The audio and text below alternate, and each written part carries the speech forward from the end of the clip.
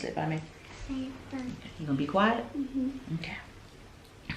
Hey everyone, it's your girl C, and I am here with my goose, Miss Avery, who is spending New Year's Eve with me. This is my New Year's Eve crew, she along with my son Asher. But before we get into what we have planned for today, I wanted to do just a quick video. I want to come in, check in with you all, and share with you what farming has taught me in 2020. So if you're interested in learning a few lessons that I have definitely learned this year, which I consider 2020 to be a teacher of a year, definitely stay tuned. If you're new to the channel, thank you so much. Appreciate you joining as you learn from me and occasionally appearances by other beautiful members of my family, what it takes to build a small medicinal plants farm from scratch. And our farm, Green Heifer Farms, located in North Carolina, also believes in regenerative agriculture. We believe in economic opportunity, we believe in equity, and we believe in education. So we are a farm with a mission, and we make beautiful botanical blend teas, which are unique. You want to get in my lap? Okay, all right. All right, you good? All right, I'll go. I'm gonna start back, okay? Okay. All right. Because we use premier, top shelf hemp flower in our tea blends. So I'm gonna try to get through this video. We got the wigglies over here, so we're gonna push through because that's what BBs do. You sure you want to sit here or you want to sit on the couch? Where you want to sit? Sit on the couch. Okay. All right. Good. Okay. So I want to share with you what farming has actually taught me this year. Just a little background. Started Green Heifer Farms in 2018. At the time, I was in a marriage, and that soon dissolved, and by summer of 2019 I'm standing in the field of weeds and am like, what have I gotten myself into? And fast forward to ending 2020, our farm has increased sales exponentially. It's just the numbers blow me away. We had a profitable year.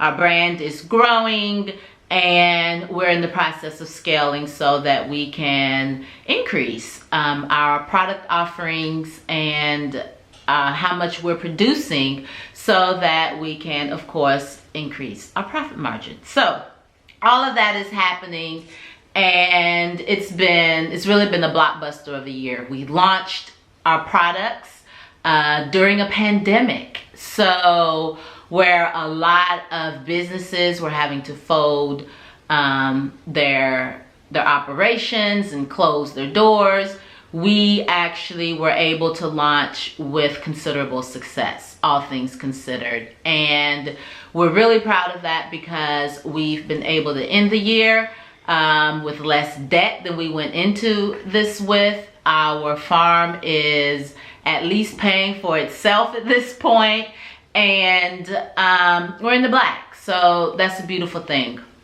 But doing this while still working full-time, having a full-time career, while still being a mom, you know, I still have one at home, and I'm a BB, I'm a grandmother, so all of these things, and I'm on a few boards, and there's a lot going on, and boom, there's a farm, which, you know, what the farm taught me this year was that it's not gonna wait for me. It's not gonna wait for me. It is not going to fit in my schedule. Solo, do you see me? I'm recording. The farm taught me to understand that I'm gonna work around its schedule. I'm gonna work around its calendar. I'm not going to fit it in. And so that meant I had to totally rearrange my life and figure out a way to be able to do and be present for the farm like I needed to be, while also You gonna yawn while you just gonna yawn in my video? They gonna think you're not interested. You supposed to be back there looking engaged. Because I am tired. You wanna go in there with Uncle Asher? All right, go in there with Uncle Asher. She's just gonna yawn. Hold on, y'all. Let her get situated. All right, I'm back. Hey, that's real life, right? That is real life. And that's gonna tie into one of my points.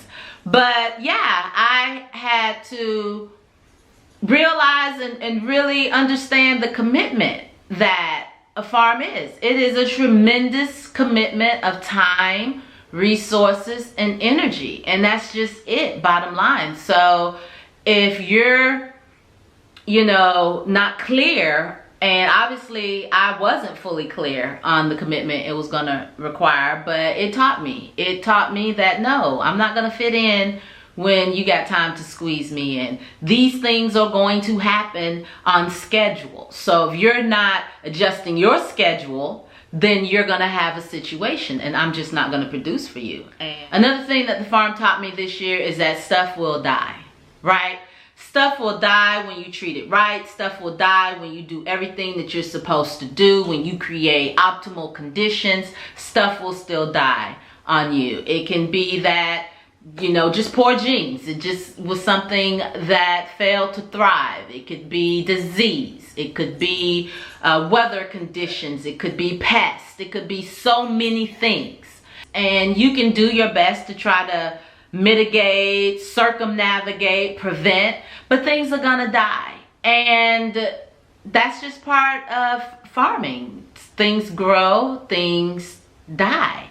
And what I realize is that every day that I wake up, I have another opportunity to grow. I have another opportunity to learn from the previous mistakes and get it right. But there are going to be things that don't make it. And one of the mistakes I made going in and calculating yields or projected yields was that I didn't account for death. I didn't account for the plants that aren't going to make it for whatever reason.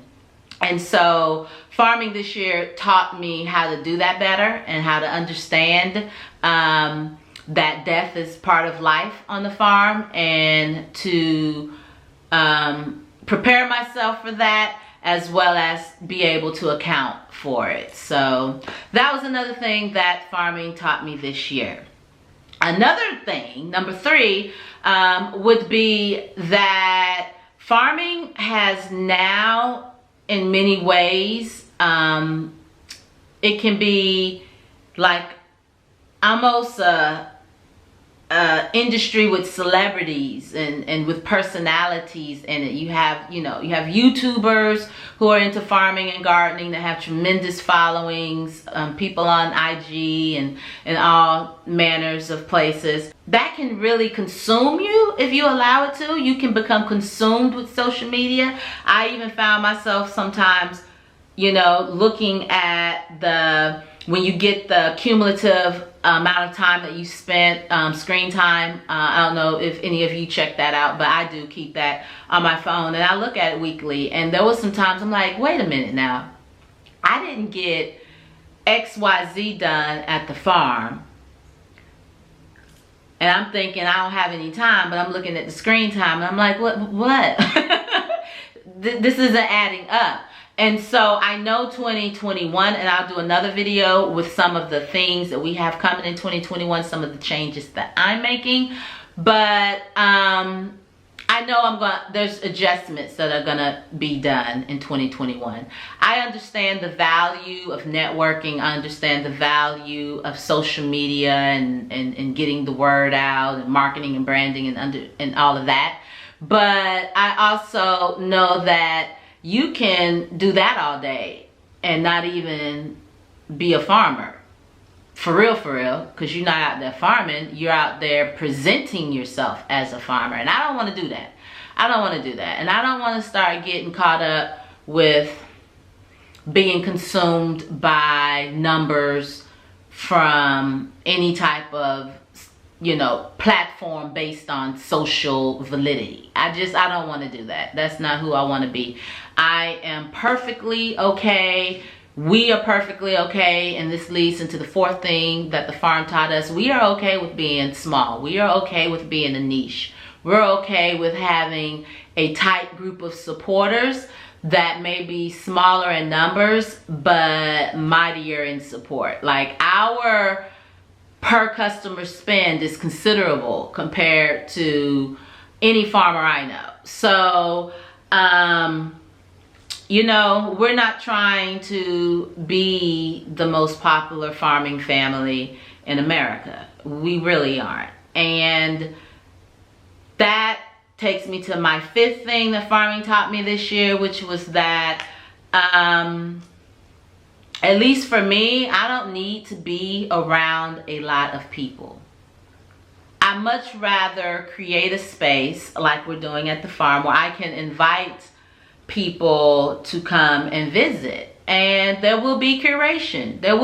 We will not be just a general open to the public, anybody can come kind of farm, because when you let anybody come, you get anybody, and we just not trying to do it. So farming taught me this year how much it feels good to just be outside, be with nature, learn more about nature, learn more about how the whole environmental ecosystem works and what your role is in maintaining and in some instances increasing biodiversity.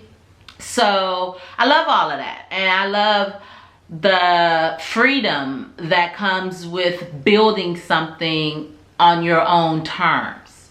The importance of really authentically creating a space where you can be you and not try to be someone that, you know, it's a persona, or you're trying to fit all these roles. Farming allows me and has taught me how to be more authentically me.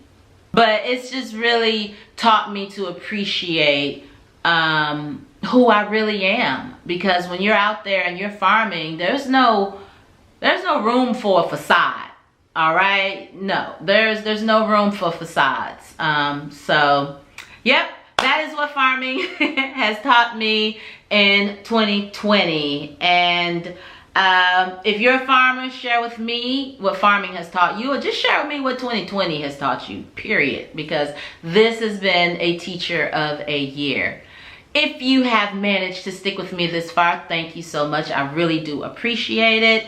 I appreciate your patience, you know, with life all around while I was filming this video, but I wouldn't have it any other way. So without further ado, I wish you a joyful remainder to 2020 and an absolutely awe-inspiring, beautiful start to 2021.